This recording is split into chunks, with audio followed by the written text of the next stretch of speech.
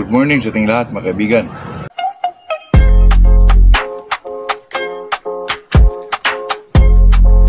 Andito na naman tayo sa ating usapang magmamanok po. Napakaganda ng mga kaibigan, yung natin panahon po. Bago tayo mag-umpisa ay shoutout muna tayo kay Mark Humawan, Dexter Kahigas, at saka si Arvin Lumayog.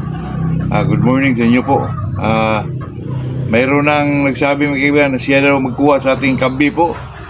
Di ko lang alam kung sinong tao yun nag-message, kalimutan ko sinong pangalan nun.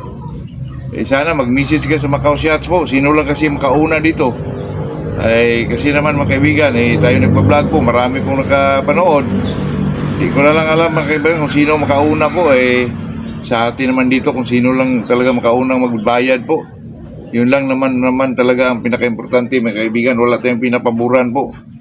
Nung na tayo mga kaibigan, nung nag-vlog tayo ng isang topic po, may nag-comment sa atin mga kaibigan na sabi niya, bakit pa daw maintindihan? Kailangan pa maintindihan yung mag-breeding tayo. Kasi mga kaibigan, pag hindi ka kasi nakaintindi po, totoo lang ito mga kaibigan, ito po real to, huwag lang kayong ma-open mga kaibigan. Kasi pag tayo kasi mag-breed mga kaibigan, hindi natin intindihan o hindi natin pag-aralan kung anong mga klaseng bagay, yung mga ganong klaseng bagay po na medyo mahirapan ka pag hindi mo naintindihan yun mga kaibigan. Kasi itong mag-breed tayo mga kaibigan, siyempre unahin talaga natin yung mga materials po. Kahit lang umpisa lang, hindi lang, kahit hindi naman mahal mga kaibigan, hindi naman importante yung gusto talagang kumuha ka ng pure o straight breed. Pwede namang 2-week cross lang mga kaibigan para makamura ka. Pero sa akin kasi mga kaibigan, ako po isang nagbablog po, nagbe-breed. At saka nagsishare din tayo mga kaibigan sa pinakamurang halaga po. Kaya kailangan ko talagang ng base blood mga kaibigan na talagang puro po, kasi para makapag-share naman tayo sa ating mga kaibigan na gusto talagang mag-breed ng pure din o strict breed. Kasi ang iba naman mga kaibigan ay ayaw talaga nilang banggitin yung pure daw kasi wala daw manok na pure. Depende lang naman sa atin mga kaibigan. Wala namang makapigil sa atin kung anong sabihin natin dito mga kaibigan. At saka pag bibreed po, depende na lang kung anong tawag mo. Kung medyo naano kayo doon pag natawag mong pure, sa inyo na yun. Kung sa akin mga kaibigan, okay lang naman yung sabihin pure. Kasi pure as a strain lang naman yun. Na binuo ng isang breeder po, bloodline. Yun lang naman talaga mga kaibigan. Parang medyo naanuhan ako dyan na hindi magsabi ng pure kasi daw, parang naano sila. Ako, wala yun mga kaibigan.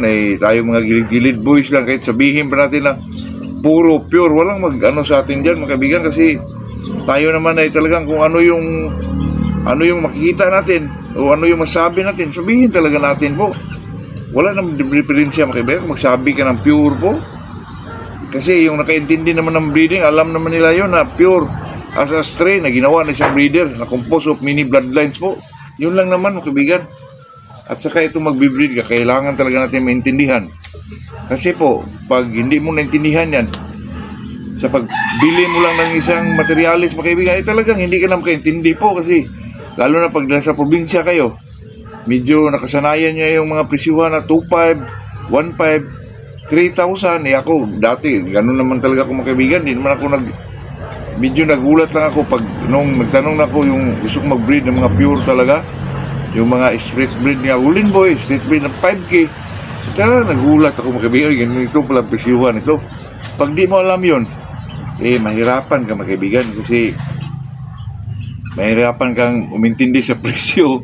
Mahirapan kang paano mag-breed. At saka kailangan talaga mga kaibigan, pag bumibili ka ng mga ganong klaseng alam mo yung inbreeding mga kaibigan. Kasi hindi naman sa lahat ng breeder ay talaga ng inbreeding na magbalik sa ina hanggang 7-8 or 3-4. Pwede namang isang bisis lang mga kaibigan. Tapos ibalik mo dun sa pure na talaga kung anong bloodline ginagamit mo. Depende lang kasi yun. Kaya kailangan din nating aralin yun mga kaibigan. Kahit through social media, tulad ng YouTube, gano'n, Facebook, matutunan mo naman yun mga kaibigan. At saka conversation yung mga medyo marunong talaga through magazines, mga anong klaseng magazine yang true about breeding mga kaibigan. Kasi pag di nyo alam mga kaibigan, pwede nyo naman i-search sa Google yan. Madali lang man yan makikita mga kaibigan. At saka sa YouTube, ang dami po. i-type mo lang kung anong gusto mong malaman mga kaibigan. At talagang ang daming maglabasan doon. Ay, talaga malito ka pa kung saan ka ano po. Kasi itong pagbe-breed mga kaibigan, napaka-importante po to. At saka hindi ka masayang sa kwarta na inaano mo po, talagang ini-invest mo mga kaibigan. Kasi alam mo naman na pag ikaw ay bumibili ng mga presyo na broadcast 30,000, 20,000, may mag-ano naman talaga yan sa iyo mga kaibigan. May medyo gusto din kukuha sa iyo kasi lalo na pag nag-Facebook ka, nag-YouTube ka ba, makikita ka doon, mapanood ka mga kaibigan, ay talagang may idea din yung tao makapanood sa iyo. Lalo na pag medyo mura yung mga pisyuhan mo na talagang medyo nakakatulong din sa pagbe-breed po. Madali lang katulad dito mga kaibigan. Lalo na pag mga street breed, katulad ng magpisyo ka lang ng 10K, mga babae mo 5K, straight na yun mga kaibigan.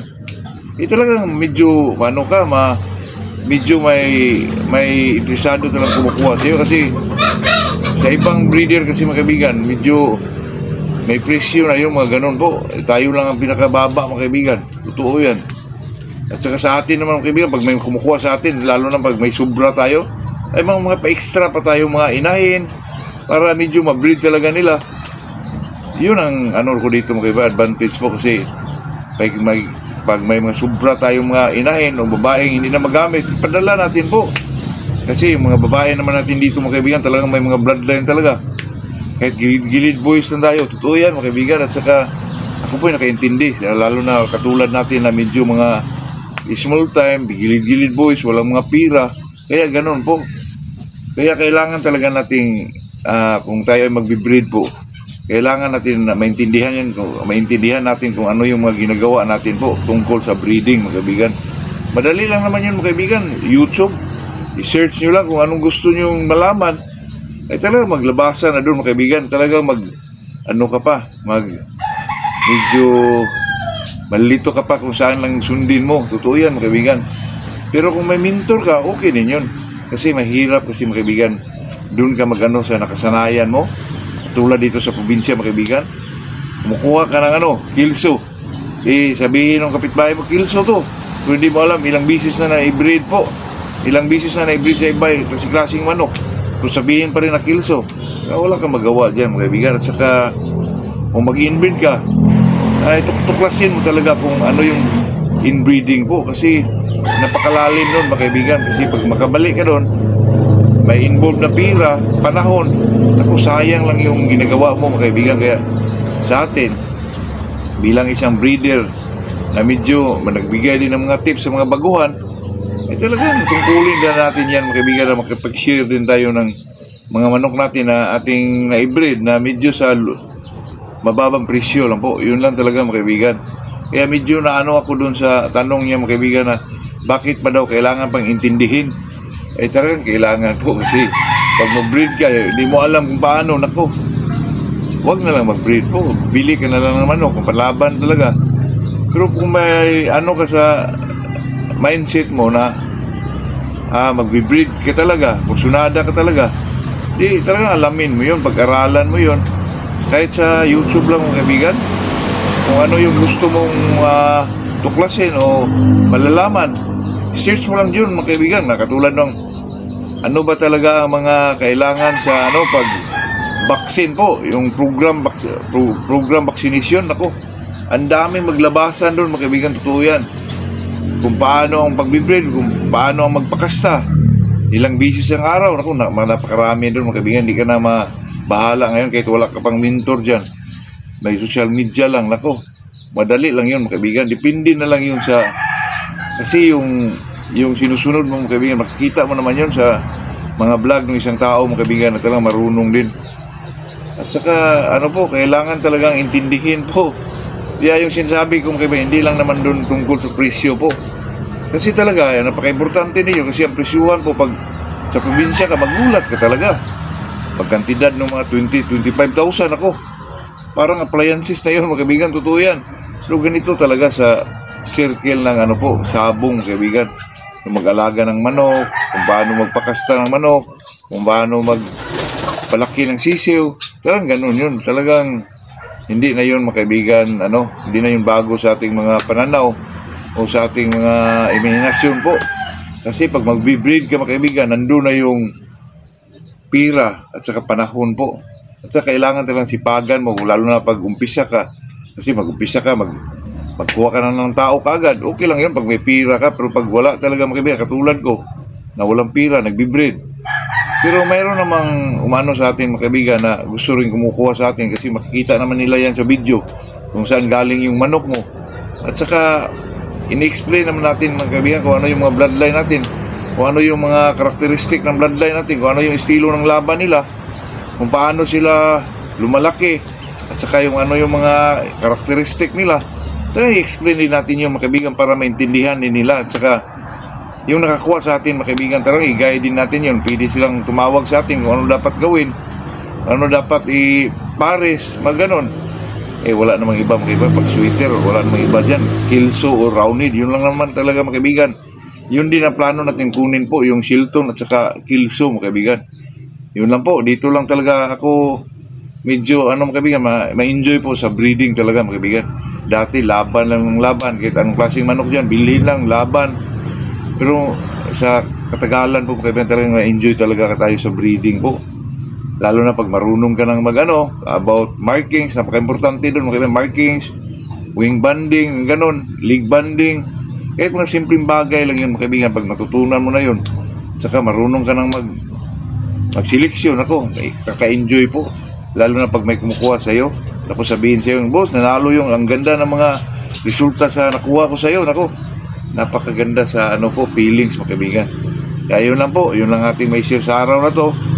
Kailangan intindihin talaga natin yung yung ginagawa natin mga kaibigan tungkol sa manok po, lalo na sa pagbibreed ng isang alagang manok natin mga kaibigan. Kasi ito'y passion natin. Talagang tutukan natin to, pag-aralan natin kung ano ang pinakamagandang gawin para maganda yung successful yung breeding mo po. Kasi napakahirap mga kaibigan, kasi may buhay itong natin may buhay itong hilig natin. Kaya kailangan talaga nating aralin, tuklasin kung ano yung mga bloodline na gustong-gusto natin mga kaibigan. Yun lang po. Good morning sa ating lahat po.